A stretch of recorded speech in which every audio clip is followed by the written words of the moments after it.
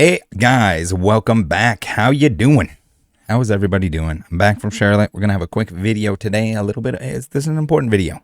We got some fake error cards that are circling around. Some very easy to reproduce error cards that I hope that these aren't being graded at the moment. That these haven't been graded. This is gonna be another one of those situations. Please, CGC, pay attention. If you haven't graded these yet, please do not grade these, because we got a little bit of a shenanigans going on. So for anyone that isn't familiar with the Japanese 151 set, some of the Japanese specialty sets have reverses in them. This is wild. We have people that are able to remove the Pokeballs and or Master Balls that are on those cards, and they are selling them as error cards, as kind of seen on screen here. We have Auditory Man, who is posting this stuff. Very small channel. Appreciate him and anyone else that spreads the word on this. It's bad. People are gonna get ripped off. Hopefully the grading companies catch this stuff and don't allow it to be graded to add more authenticity to it. Yes, this error could probably happen, even if the majority of them at this point in time are probably faked. But the thing is, if you can't tell whether it was faked or not, that's the issue here. So we have here, if you didn't know what I was talking about, we have the Pokeballs. We have somebody that is just using their thumb to rub these bad boys off. So I'm assuming that these are sort of a UV printed layer on top of everything else. They print the cards as usual, and then they print those balls over top. You got to put the balls on top, guys and girls. Always put the balls on top. But yeah, as you can see here, even just with thumb pressure, whether it's some combination of the pressure and or the heat that's generated from rubbing that bad boy, the same way we've seen with the fake first edition stamps, if you kind of rub at them or pick at them, they will come off. Yeah, so we got ourselves a little bit of a disaster here. Again, this is probably not something that was taken into consideration by the Pokemon company themselves when doing this. It's one of those things that, like, maybe you got to think through what's going on here, what could happen here. Now, let's take a look at the text that's on screen here. We have the old Google Lens Translate here. Pokemon card 151, darkness of processing error. Very cool. And then towards the end of the video here, it says, be careful. All you need is finger pressure. I was able to erase it. You can use an eraser. Looks like it can be erased cleanly. Yeah, that's the first thing I thought of. If someone is rubbing these off with their thumb and it comes off, chances are like a normal like pencil eraser is going to do it even quicker, maybe do it even cleaner. Again, you don't need to scratch up the card. You're doing it. It's rubbing it off. Be careful, guys. Please warn everyone about this before people start buying these, thinking that they're sweet doo-doo daddy errors. People start submitting them to CGC. I know PSA is aware. Hopefully CGC sees this or is aware of the fact of what's going on here, and they don't start grading these. Again, it's an opportunity for them to jump onto something. I get it. They want to be the niche error grading thing, but this is a no-go. This is a very big no-go. Anything that can be essentially done manually needs to be not graded or not authenticated, even if it's real, because you can't tell.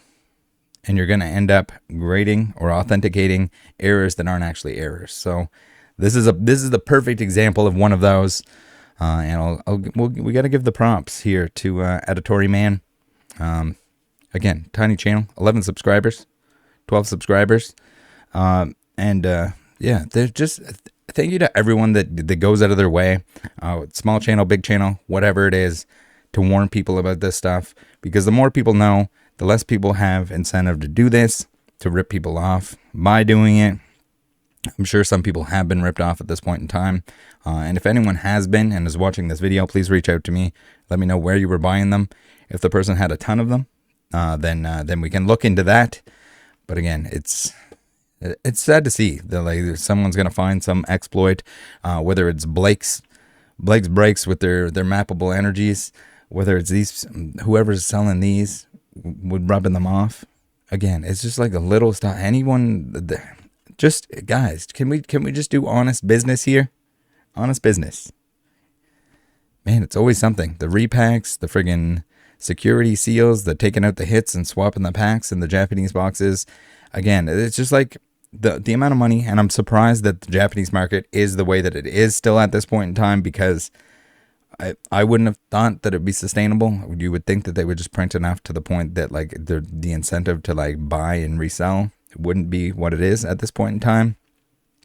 I had someone ask me how much the normal price on Japanese boxes were, and I showed them, because you still can potentially get them for, I don't know if you want to call that MSRP, but where you can get it directly from Amazon or the Pokemon Center Japan, the price is like a third of what they're going for. It's absolutely ridiculous that the market is still the way that it is, but it definitely is. And I gotta remind people that the Japanese end of things wasn't like this at one point in time. It's sort of similar to like the English stuff back in 2021. We have a continuation, or kind of a swap into the Japanese market being just way too much demand for the supply. So maybe they don't have the ability to jack up the supply. Maybe they don't want to, but they need to do something about it. It's way out of control, painfully out of control. All right, we got one more topic here to cover today. I will have some videos coming out this week, or videos. Not sure exactly on the format yet. But I was in Charlotte to visit some peeps, and definitely want to put out some content on that. Got some good recording in. Nice little scammer IRL. It's not scammer, sorry. Terrible person, I think he prefers to be called. Interview. So make sure to check that out. It'll probably be up this week. I'm gonna have to go through the footage, see what there is, see if I can't make a decision on how it's gonna be released. But here we have it, part 2 of this video. Nice little thing here from the Pokemon company, PokemonCard.com. We have regarding precautions regarding counterfeit products. Okay, so this is Google translated as well, guys. My apologies. I am not fluent in Japanese, so this is what we're gonna have to deal with here. So today, the time of this video, the day that this video is released, we have them making a statement here saying, "Thank you very much for your continued patronage of our products. Currently, through an unspecified number of online sales, services, and stores, products that use copyrighted materials and trademarks related to the Pokemon card game managed and owned by the Pokemon Company without permission being sold as replicas and metal cards. It is traded with names such as the production and sale of these products for the purpose of profit interferes with the normal provision of Pokemon card game products and services, and we will take measure to suspend sales and take legal action in cooperation with the operating company of the sales service platform. We are proceeding with response, investigation, and consideration. We sincerely ask our customers for their understanding and cooperation in order to avoid purchasing the affected items by mistake."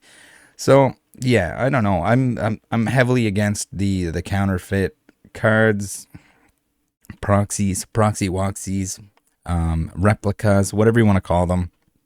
I just don't think they need to exist. If little Johnny wants a Charizard, don't worry. There's been 75 of them reprints that have happened. There will be more reprints of base set Zard in the future. It'll be all right. And I mean, even then, the base set unlimited Zard with some play on it, it's not that expensive. Yes, it's expensive in comparison to the average price of a card of something new from a booster pack or something like that, if you're looking at actual like base unlimited. But again, for the age of it, very affordable, because base unlimited, for anyone that isn't aware of it, was printed up the butthole of the entire world. It's everywhere. There was so much of it. It was ridiculous. Again, Pokemon back then was so damn popular. There are base set Zards for days. Absolutely all over the place. So the replicas and metal cards, again, and then a lot of people will be like, "Oh, but I'm just using their proxies. I'm just playing a base set Charizard deck." No, you're not. Write it on a card if you need to write it on a card. Print one out yourself if you really want to pretend that you're playing with a base set Zard. Yeah, so there's a fine line here. Yes, fan art, all that kind of stuff, I think should be very allowed.